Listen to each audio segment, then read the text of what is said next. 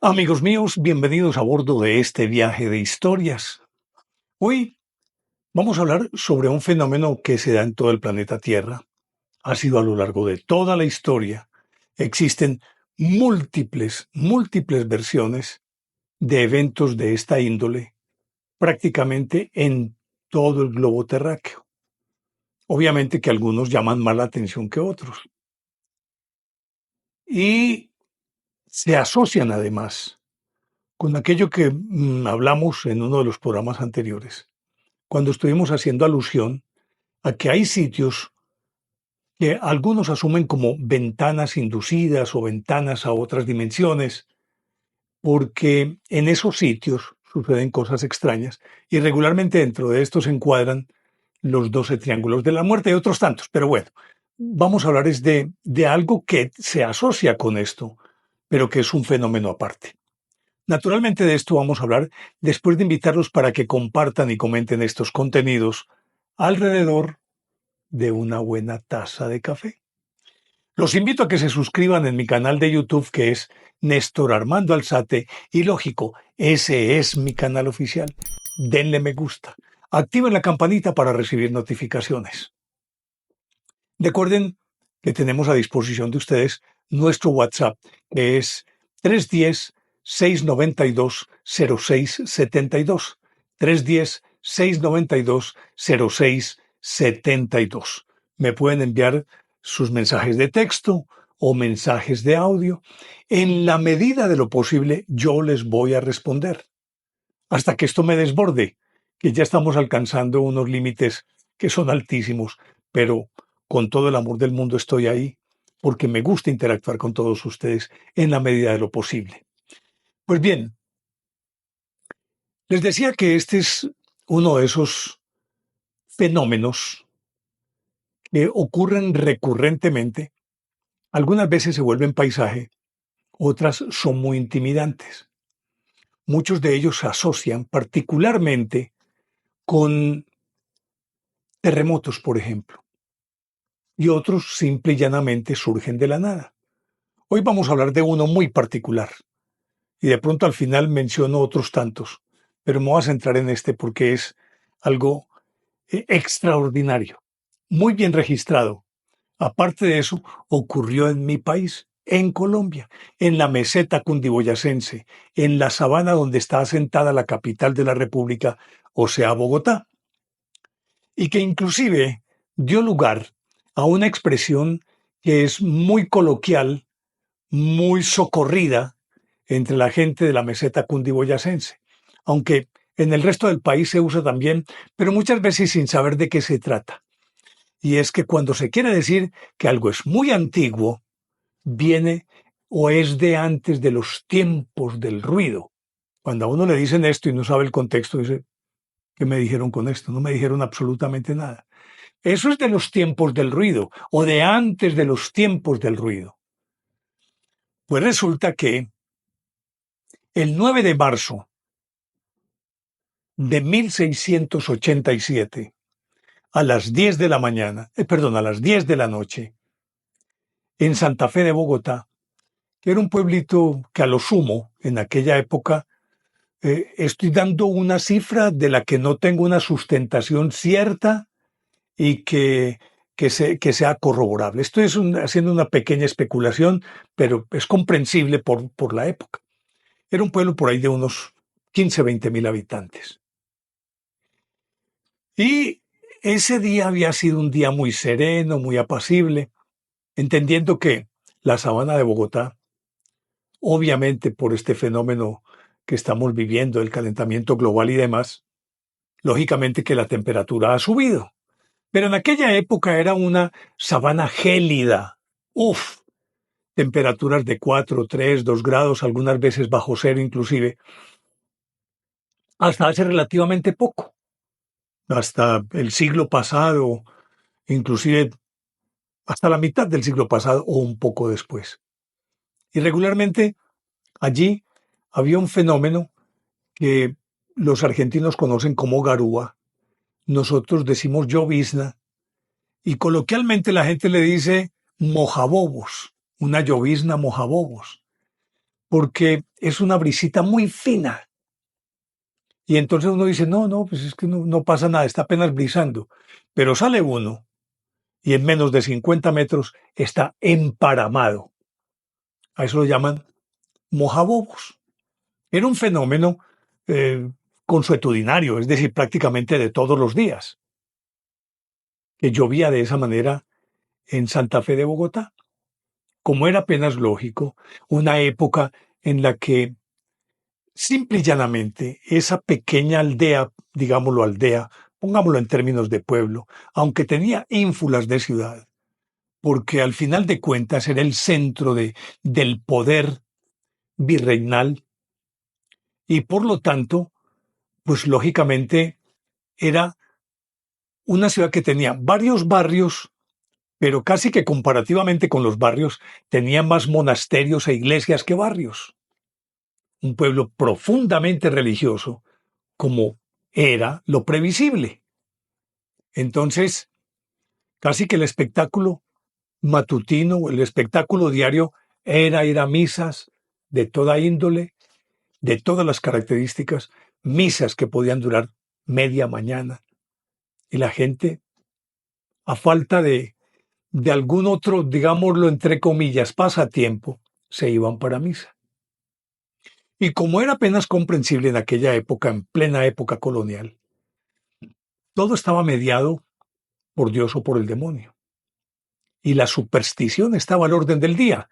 Todo el mundo era supremamente supersticioso, porque al final de cuentas, ¿cómo podían controlar aquellos fenómenos de la naturaleza que no entendían y que por no entenderlos, lógicamente estaban asociados a que era voluntad divina o era la ira de Dios o era la insidia del demonio? Pues bien, esa noche, que no era distinta a ninguna otra, todas eran calcadas. Después de las 6 de la tarde, la densa neblina espesa, de esas que uno puede, como decía mi madre, decía de esas que dan tajada, que podía uno meter un cuchillo y casi que partirla. Ráfagas de viento, como era apenas lógico, habían 5 o 6 faroles en el marco de la plaza que obviamente eran velas metidas dentro de un recipiente para que el viento no las apagara o que lógicamente tenían que tener pues también una abertura para que les entrara oxígeno, para que hubiera combustión si no se apagaban. Y eso era todo lo que había. De resto era ese silencio. De pronto se escuchaba el croar de las ranas, se veían las luciérnagas y obviamente que eso también inducía el miedo. Era una época en la que la gente no se aventuraba a salir de noche porque seguramente se iba a encontrar el demonio o los, eh, los fantasmas, los duendes, los brujos, los espantos. Una época en la que se hablaba del cura sin cabeza, del sombrerón, que era un gigante que tenía un sombrero supremamente enorme, que espantaba borrachitos, que cuando ellos iban de regreso a casa y eran altas horas de la noche, se supone que este sombrerón salía cuando ellos iban a encender un tabaco y no tenían yesquero, entonces el sombrerón les decía, ¿quiere fuego? Y estiraba una mano huesuda y larga por encima de un techo, entraba a la cocina de una casa esa mano, tomaba un tizón y se lo traía para que el borrachito pudiera prender. Imagínense ustedes que le ocurra a uno eso en medio de una oscuridad muy densa, que tal vez para alumbrarse llevaban una velita y le aparezcan con esto, se tiene que desmayar cualquiera. Un amigo mío decía de manera socarrona que fueron los primeros alcohólicos anónimos que existieron. Porque después de ver esto, ningún borrachito se quería dejar coger de la noche que llaman, entendiendo que ese término coger es muy nuestro y que tiene que ver con asir, con agarrar. Entonces, eh, ellos ya no volvían a quedarse por fuera de casa. Pues bien, ¿cómo les parece que esa noche, imagínense ustedes ese silencio, imagínense ustedes esa meseta con una densa neblina, esas ráfagas de viento, esa garúa o lloviznita mojabobos, y todo el mundo recluido en sus casas. Y de pronto comienza un ruido impresionante. Fue surgiendo de la nada un ruido ensordecedor, un ruido avasallante, eh, un ruido que a la hora de la verdad eh, penetraba en los oídos y se podría decir que enloquecía a la gente. Y ese ruido iba en aumento, iba en aumento. Y entonces la gente supuso en principio, como era apenas lógico en aquellas épocas, que lo más probable era que un ejército viniera a invadirlos, porque los sonidos se asociaban con bombardas, con descargas de armas de fuego que ya para entonces obviamente existían, de, de el trasegar de los soldados con su marcha, los gritos de guerra. Asumían que simplemente el pueblo estaba siendo invadido. Pero otros afirmaban que no, que era una avenida, una riada, una inundación. Pero el río Funza no tenía ese poder. Además, no estaba junto al centro de la aldea. Por lo tanto, ¿cómo se pudo desmadrar y llegar hasta allí? Y así por el estilo empezaron a conjeturar. Lo cierto del todo del caso es que la gente empezó a salir de sus casas, a abandonar sus casas. Y quienes vivían, yo hablo para toda la gente que hay en Colombia, los que viven en Bogotá, gente que me acompaña siempre en este viaje de historias, que son muy queridos, muy amables, que son viajeros permanentes, que son nuestros seguidores de Bogotá. Y pues ellos saben de qué les estoy hablando, pero a quienes no conocen Bogotá, lógicamente que tengo que hablar de otra manera porque hay mucha gente del resto del mundo que ve estos contenidos. Entonces, eh, resulta que quienes vivían en ese momento en Bogotá, hay dos cerros que los llaman los tutelares, que son Monserrate.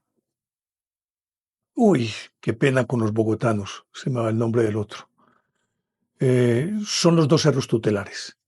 Y en las estribaciones de ese cerro está la parte más tradicional, sobre todo de Monserrate, la parte más tradicional de Bogotá, que es la Candelaria. En principio se cree que fue como el fundamento eh, de toda la ciudad. Entonces, quienes vivían ahí o vivían en, en, en los riscos de esos cerros, es decir, en las montañas, empezaron a descender a toda velocidad, porque asumían que los ruidos venían de los cerros, mientras que los que estaban en el llano, en los barrios tradicionales, salían corriendo hacia los cerros, porque asumían que el sonido provenía de esa sabana tan grande. Y así por el estilo, desde distintas direcciones, todos empezaron a trocarse, a tropezarse en medio de la oscuridad, y todo el mundo gritando, y los perros aullando.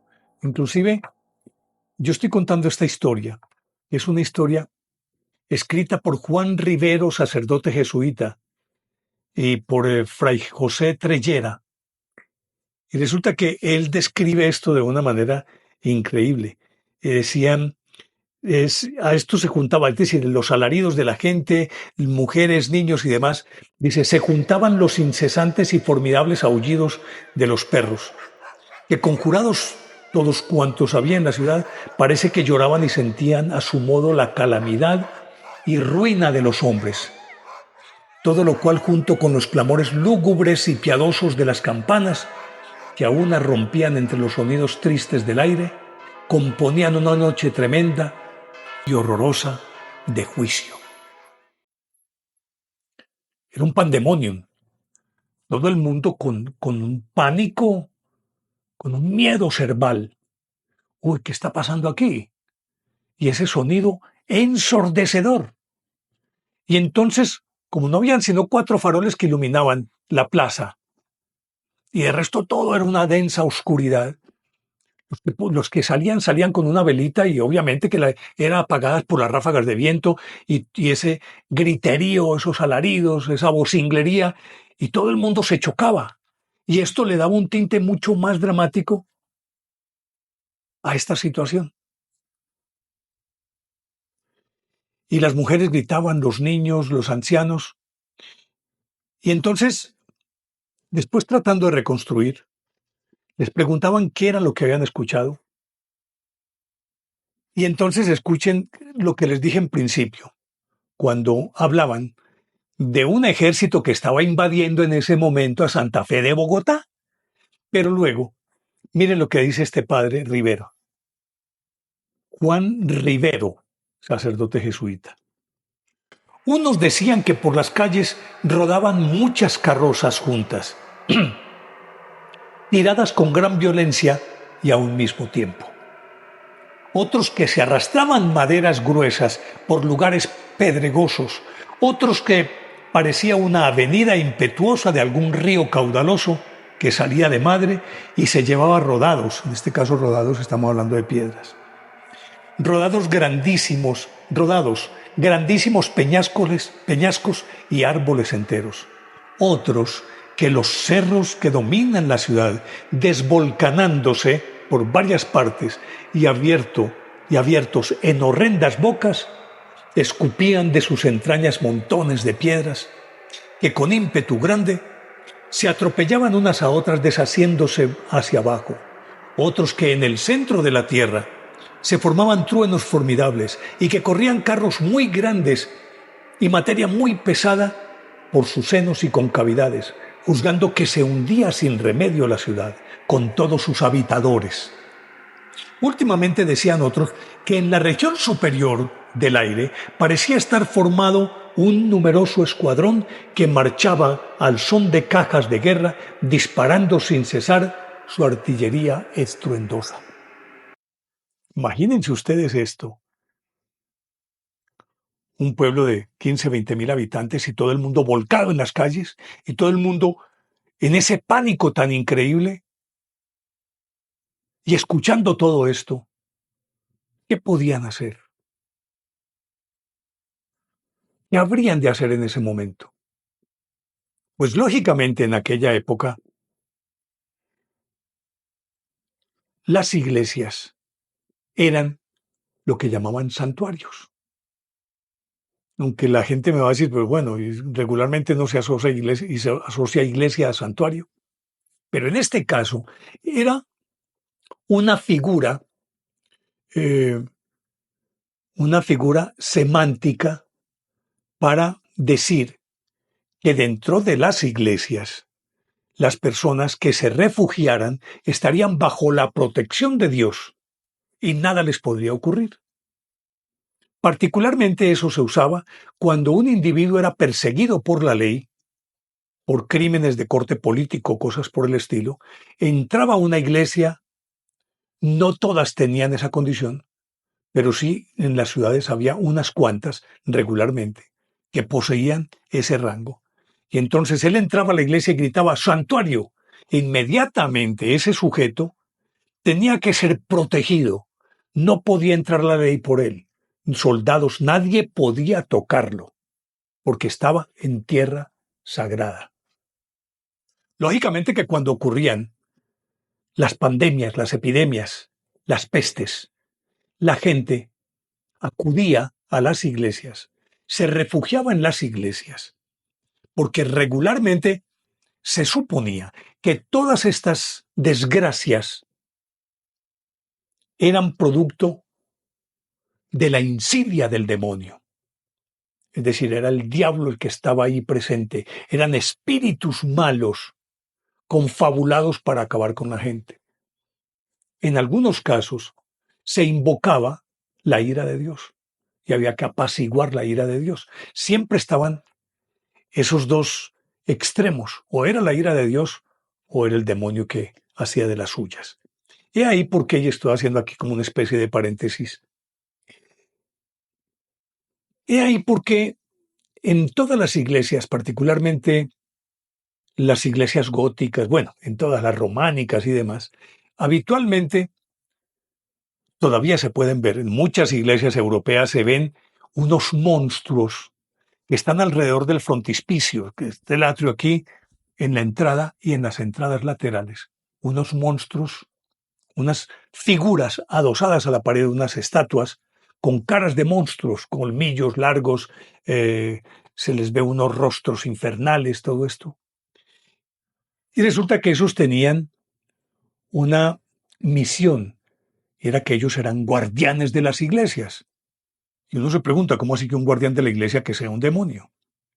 Lo que pasa es que la gente asumía que cuando aquellos demonios del aire, los que venían persiguiendo a los fieles que se iban a refugiar con su ponzoña o con su peste, ellos llegaban hasta allí y cuando veían tal cantidad de monstruos alrededor decían, no, eso ya está lleno de demonios, ahí no hay lugar para nosotros, por eso no podemos entrar. Entonces la gente entraba allí con la certeza, la seguridad de que aquellos espíritus malos no podían ingresar porque ya había tantos alrededor que los otros desistían de su intento de ir a dañarles su vida o a tomar sus vidas.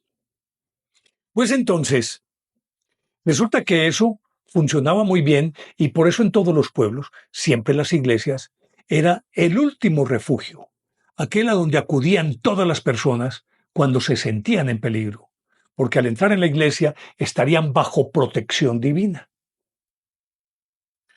Pues resulta que esa noche en Santa Fe de Bogotá, en medio de este caos y de este pánico y de tantos alaridos, a mí a veces me gusta invitarlos porque a mí me sucede y es que yo cierro los ojos y estoy viendo todo lo que está ocurriendo.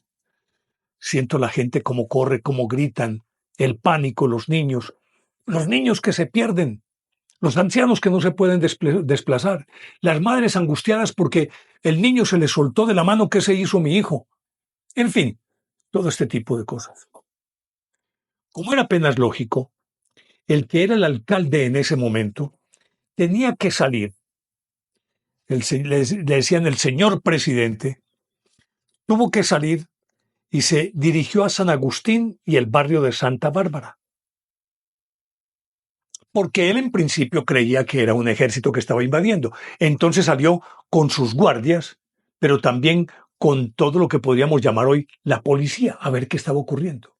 Pero entre tanto la gente se entrecruzaba los que iban y venían, los que decían que el ruido viene de allá, viene de allá, viene del aire, viene de la tierra, y nadie se ponía de acuerdo. O sea, ese ruido venía de todas partes y procedía de ninguna.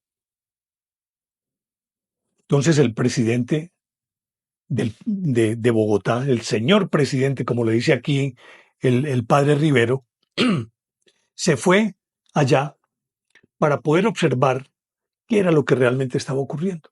Y con él se fue toda la gente. Bueno, si va el señor que tiene toda la protección, nos va a proteger a nosotros también. Y mientras tanto la gente empezó a tocar las puertas de todas las iglesias. La de San Ignacio, la de San Francisco, la catedral, todas. Empezaron a tocar las puertas para que les abrieran. Y los sacerdotes que ya estaban durmiendo, lógicamente sobresaltados, que también sentían esa vocinglería, no les quedó más remedio que ir a abrir las iglesias. Como decíamos, era el refugio al que había que llegar. Empezaron a abrir las iglesias. Y como suele suceder en este tipo de casos, la gente se arrepiente de todo. Como no, yo recuerdo que mi abuela me decía, cuando yo estaba pequeño, que ojalá a la hora de la muerte me cogiera confesado, decían los abuelos. Hey, no haga cosas malas porque le llega la muerte, que lo coja confesado. Entonces estos decían, no, que me coja confesado. Entonces todos acudían a las iglesias y empezaron a llenarse las iglesias, que fueron abiertas por los sacerdotes, pero casi que a la fuerza, casi que los obligaron los feligreses a abrir las puertas de todas las iglesias. Y empezaron a llegar feligreses de todas partes a meterse en las iglesias, atiborradas. Y lógicamente no había tantos sacerdotes para atender la demanda de las confesiones, porque todos se querían confesar. Y lo peor de todo era que nadie quería hacer una fila, sino que quería ser el primero, porque en el evento de que ocurriera una desgracia, que le llegara la muerte, él tenía ya que estar confesado. Y todos pensaban exactamente lo mismo. Por lo tanto, la gente casi que en avalancha llegaba a los confesionarios. Y los curitas todavía somnolientos. Obviamente es, digámoslo, no somnolientos en el sentido literal de la palabra, sino mentalmente todavía adormilados después de lo que ocurrió y ellos mismos llenos de pánico por lo que estaban escuchando. Y entre tanto el ruido seguía. Y empezaron a confesar gente. Y empezó la gente a arrepentirse y a clamar a grandes gritos pidiéndole a Dios que los protegiera. Todos.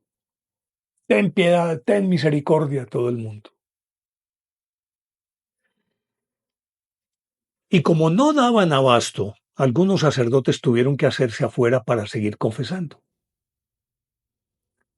Siempre también sucede que cuando se dan estos eventos, y pongo así también entre paréntesis un ejemplo muy rapidito, cuando había en la Edad Media una desgracia, lo primero que era que sacaban el Santísimo, la custodia, y la sacaban en procesión por el pueblo para alejar todo el mal.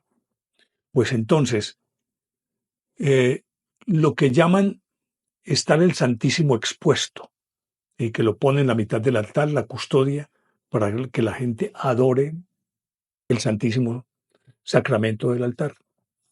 Entonces, en todas las iglesias estaba expuesto el Santísimo Sacramento. Sacaron santos en andas en procesión. Y los curitas no daban abasto. Aquí hay una cosa bien interesante que es que se las quiero leer porque nos habla inclusive de cómo era la mentalidad de la época y era lógico, pues, si viviéramos en esa época, actuaríamos de la misma manera. Aún hoy tal vez mucha gente, tal vez acudiría a la iglesia también a refugiarse allí. Como siempre ocurre, la gente en esa necesidad imperiosa de ponerse en paz con Dios. Entonces, por eso las confesiones, por eso las promesas. Entonces, mire lo que dice el padre aquí Rivero. Ni pasó la moción en toda esa noche y día siguiente, pues en todos los inmediatos, miren que es un español muy antiguo, o un castellano muy antiguo, se vio incesantemente una extraordinaria frecuencia de sacramentos con indecible fruto de las almas. Pónganle cuidado, porque se hicieron fuera de las dichas, o sea, de las confesiones, muchísimas buenas obras. Revalidáronse confesiones mal hechas de mucho tiempo. Manifestáronse pecados gravísimos que hasta entonces se habían tenido solapados. Restituyéronse haciendas usurpadas. Resarciéronse honras maculadas. Enemistades envejecidas. Se acabaron y deshicieron amistades torpes de muchos años. Repartiéronse muchas limosnas, hiciéronse gravísimas penitencias y mortificaciones, entabláronse muchas devociones santas y virtuosas, todo a fin de aplacar por estos medios al Señor que tan enfadado se mostraba. Esa es la naturaleza humana. Lógico, la desvalidez, la vulnerabilidad, la impotencia de no poder manejar una situación que está fuera de mis manos, fuera de control, lo lleva al ser humano a una actitud como esta.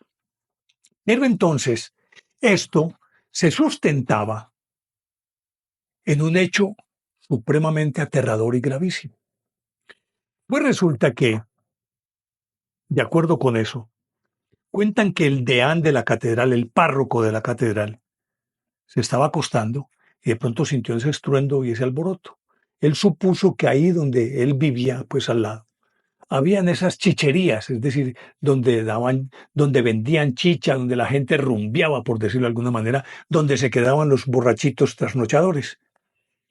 Y él, molesto porque no lo dejaban dormir, trató de conciliar el sueño, pero de pronto se dio cuenta que no tenía nada que ver con esto, sino que era una cosa mucho más grave y mucho más grande. Entonces salió con su gorro de dormir y todas esas cosas. En aquella época usaban también eh, unos antifaces para que la luz no los afectara, aunque no sé qué tipo de luz, porque todo estaba a oscuras. Y entonces dice, por esta causa, cuando él dijo que él creía que allá abajo habían formado algún baile o juego descompuesto, en que con descompasados saltos causaban aquel ruido en tales horas y en tal tiempo, pues era la cuarta dominica de Cuaresma. Por esta causa y por informarse mejor y con certidumbre, se llegó a una ventana que cae a la calle, corriendo el bastidor, lo mismo fue asomar la cabeza, y ojo a esto, lo mismo fue asomar la cabeza que percibir, lo mismo fue asomar la cabeza que percibir un vehementísimo y pestilencial hedor de azufre. Vehementísimo y pestilencial hedor de azufre. Y al mismo tiempo oyó clara y distintamente unas voces formadas en el aire tan deshonestamente de torpes y tan torpemente provocativas al mal, que según el mismo señor Deán refería, se persuadió de que sólo el demonio podía formar semejantes palabras. Pues resulta entonces que de acuerdo con eso, ya adquirió un cariz distinto este fenómeno. Ya entonces no eran ejércitos que venían a invadir, no eran ese ruido de estruendo de maderos, de piedras, de inundación, de todo eso, sino que eran los mismísimos demonios. Estaban en el aire y expelían ese olor a azufre que sabemos tradicionalmente, lo que dicen las leyendas, los mitos y las tradiciones, se asocia con la presencia del demonio. Siempre el olor a azufre.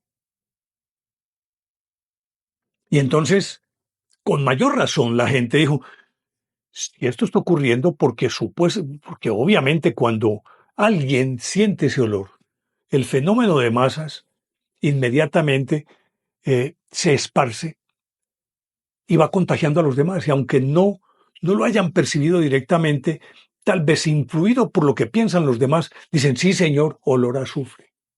Lo cierto del caso es que dizque el olor a azufre se tomó toda la sabana. Y por lo tanto, este fenómeno fue causado por los demonios. No fue un fenómeno natural. Se ha investigado y mucho tiempo después se ha querido entender que fue un fenómeno ocurrido bajo la superficie, un fenómeno subterráneo.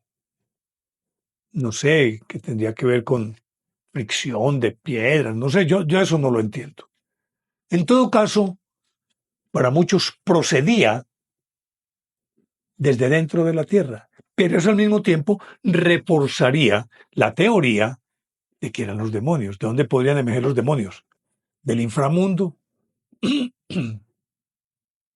aunque actuaban en el aire. Esto ocurrió el 9 de marzo de 1687 en Bogotá. Y miren todo lo que les he contado. Y duró el fenómeno un cuarto de hora, 15 minutos. Pero 15 minutos fue suficiente para que ocurriera todo esto que les estoy contando. Naturalmente, que el fenómeno en sí duró 15 minutos, pero el pánico se extendió por el resto de la noche y por eso la gente se fue para las iglesias. Además, todo esto motivado también por el supuesto olor a azufre que invadió toda la sabana. Y cuando hablo de esas muchísimas buenas obras, revalidáronse confesiones mal hechas de mucho tiempo, eso fue una consecuencia directa de lo que había ocurrido y que lógicamente esto se extendió por varios días. La gente al final de cuentas, con ese miedo cerval, a la presencia del demonio y sabiendo que esto había sido supuestamente obra de él, entonces la gente en los días siguientes, ahí fue cuando restituyéronse haciendas usurpadas, enemistades envejecidas, honras maculadas, todo eso. Simplemente la gente tenía un infinito deseo de ser bueno, porque tenía pánico a lo que pudiera ocurrirle, sabiendo que todo este fenómeno era supuestamente obra del mal. Y eso obviamente sirvió para, digámoslo, purificar un poquito las costumbres de la gente durante algún tiempo. Pero desde ese momento entonces se acuñó esa expresión que les dije al principio, la expresión de una cosa que es antiquísima. No, eso ocurrió por allá antes de los tiempos del ruido, o eso es de los tiempos del ruido, para decir que es antiquísimo. Lo cierto del caso es que fenómenos de esta índole suelen suceder en el planeta Tierra.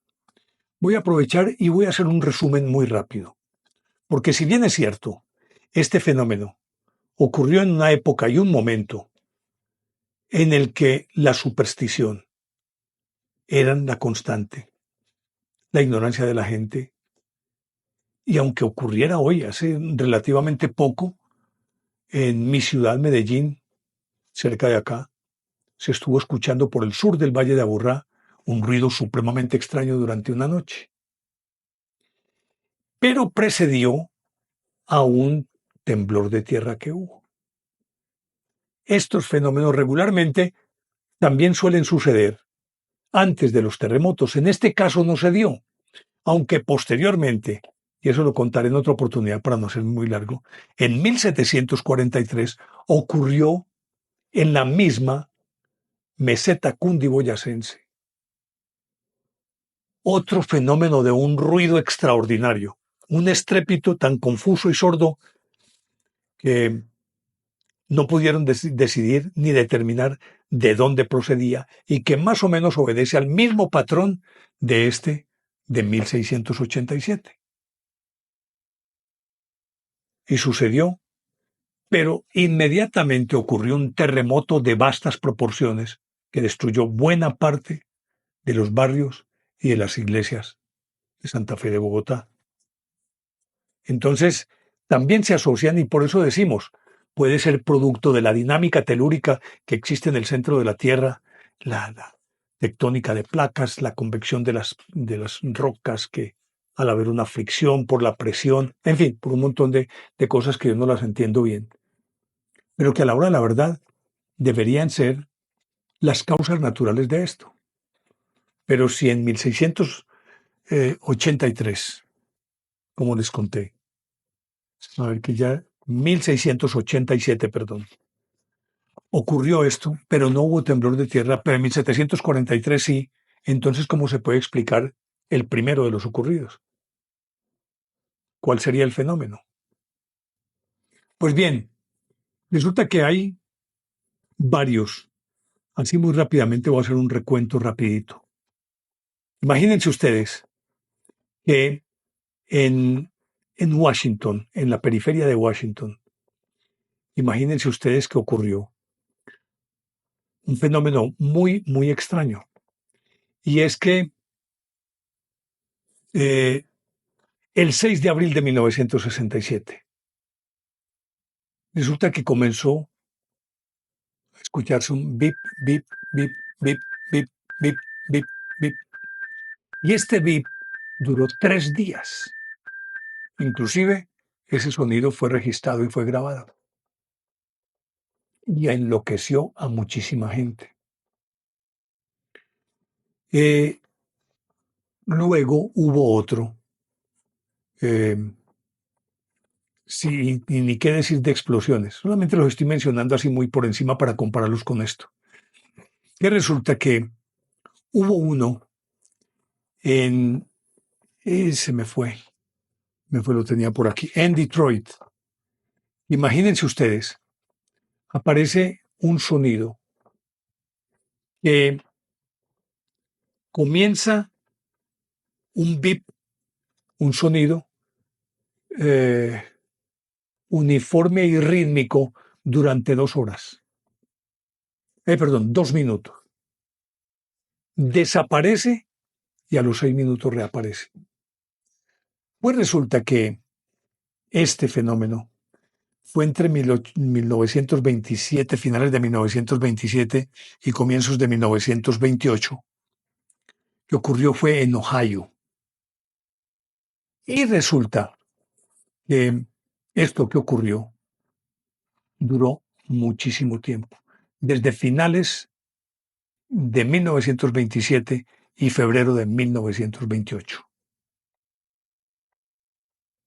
Y parece que estaba enloqueciendo a la gente. Produjo náuseas, vértigos eh, y muchas otras reacciones, que inclusive, miren lo que decía, un fenómeno fugaz y opresivo, auditivo, que eh, producía vértigo, pérdida de equilibrio, náuseas, dolor agudo de oído, y que derivaba en daños cerebrales o en las estructuras del oído.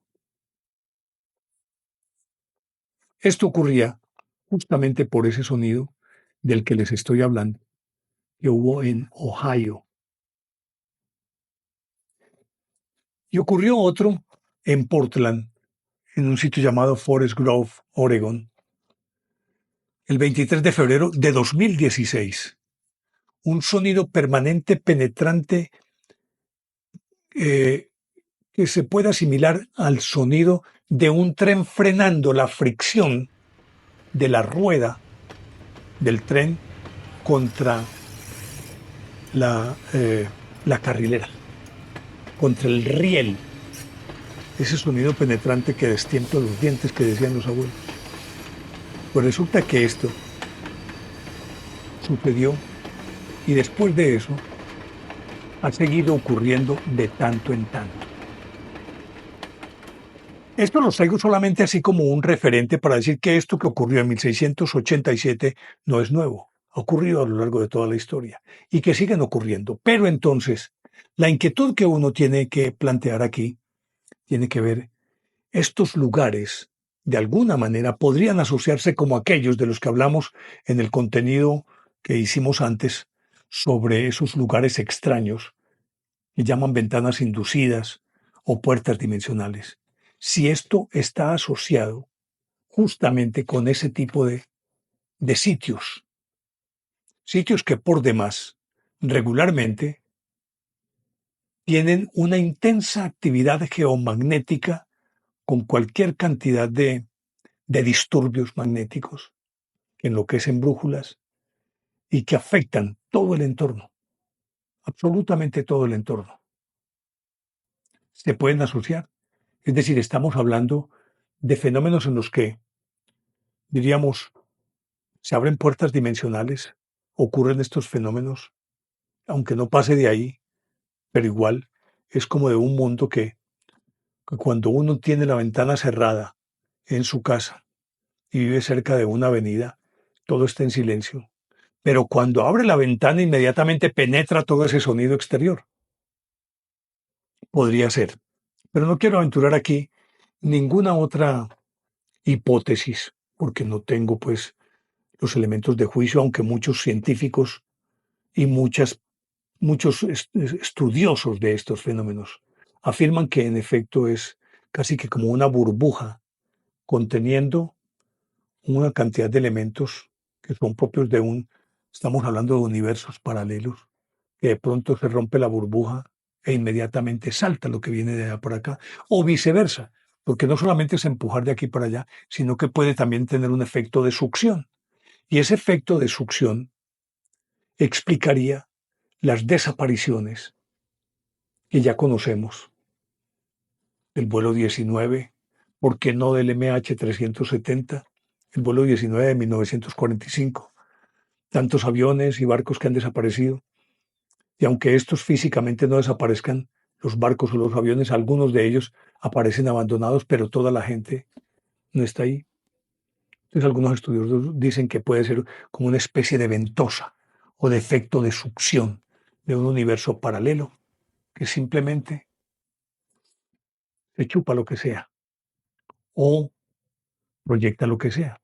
Y en esos hay, por ejemplo, otro que voy a mencionar así de último, es que, por ejemplo, en Dallas, Texas, el 12 de diciembre de 1951, ocurrió una explosión que dañó vidrieras, estremeció carros y tan pronto como explotó, cesó el fenómeno, pero no dejó ninguna muestra física de que hubiese existido una explosión. Diferente a lo que ocurrió en San Gabriel, California, el 12 de abril de 1857. Exactamente lo mismo, una explosión que reventó vidrios, estremeció carros, sacudió prácticamente toda la ciudad.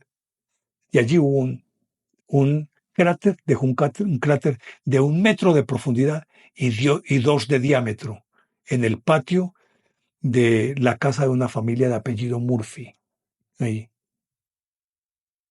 Pero el cráter no tenía ningún residuo de algo que hubiera podido causar una explosión, sino un cráter ahí. Y al ser examinado, no encontraron sustancias explosivas ni nada que indicara que había sido la causa de la explosión, sino una explosión inopinada de la nada y causó daños pequeños, pero los causó, por lo menos el estruendo sónico y el pánico que causó es algo que todavía se comenta en esta región. Quería contarles esta historia porque forma parte de todos estos hechos extraños en el planeta que no tienen una explicación lógica, que suelen suceder, que suceden a menudo, siguen sucediendo y siempre en lugares muy especiales, muy particulares, que entre otras cosas tienen una geografía muy especial, porque muchos de ellos están alineados. ¿Qué fuerzas confluyen allí? Esa es la única pregunta que nos podemos hacer. Pero les dejo esta inquietud a ustedes. ¿Les parece lógica o ilógica esta historia? ¿Y cómo les parece la historia de los tiempos del ruido? Espero sus opiniones. Y repito, como siempre, ¿les parece lógica o ilógica esta historia? Ustedes son quienes deciden. Y los espero en el próximo viaje de historias que con seguridad va a ser fascinante. Chao.